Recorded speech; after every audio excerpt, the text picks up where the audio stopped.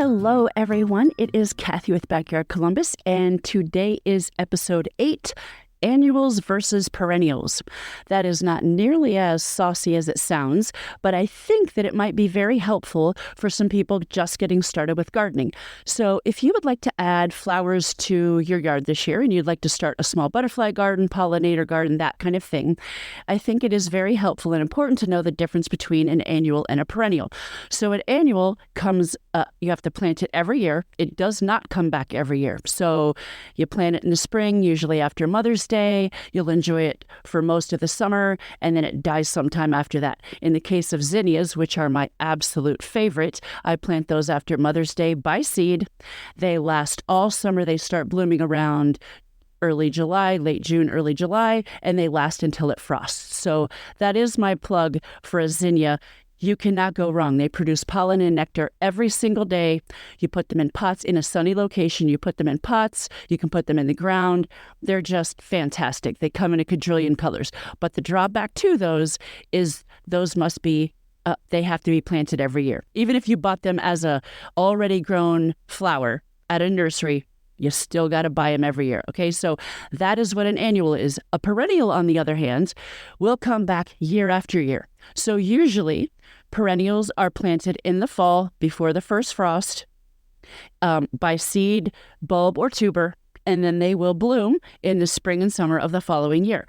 Now, you can plant a perennial in the spring or summer of the same year, but you would need to buy the plant. Okay, so that is a much more expensive way to go, and that's okay. I mean, look, this spring, after Mother's Day, if you're like, okay, I got the time, I got the money, and I have the desire, I'm going to go buy some stuff, then I am sure Groovy Plants Ranch, Oakland Nursery, Scioto Gardens, they would love for you to come and visit and just go up to whoever can help you there and say, hey, I'm starting a flower garden, a pollinator garden, and I would love to have a couple of native perennials.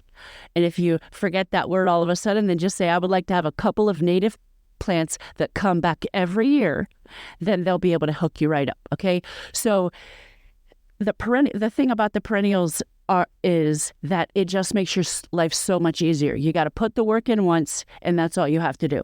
So really, to be honest with you, that's really all you kind of need to know is, do you want to plant it every year, or do you want it to come back year after year?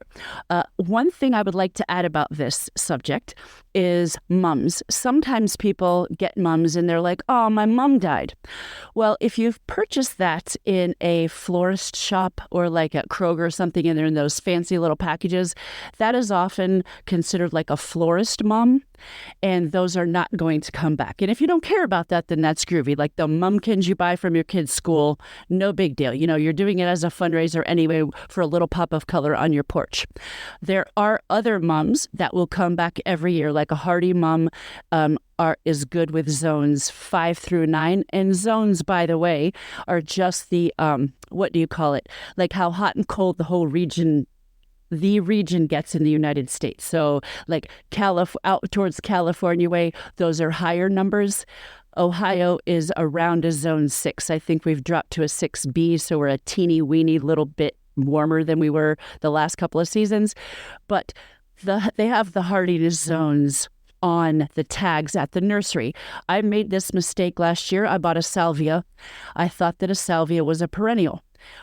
So I'm actually glad that my brain led me down this path, because this is a mistake that I made last year.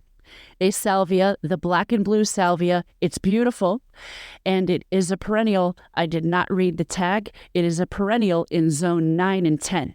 So that is not Ohio.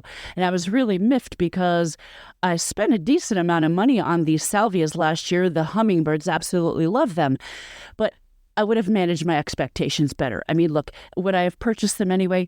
Probably, but I do try to cut back on how many annuals that I buy, because I just don't want to waste money every year.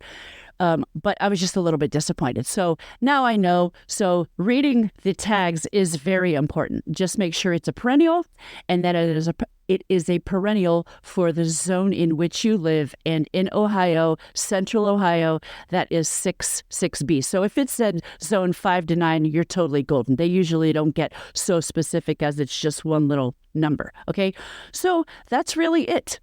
annuals versus perennials, which is planting every year or having the work done for you with a perennial. So again, if you have any questions, feel free to email me at Kathy@backyardcolumbus.com. Hit me up on social media. I will do the best I can. I am not an expert, but I am very passionate about the subject. So together we'll figure it out if I don't know the answer. And again, I really thank you for listening.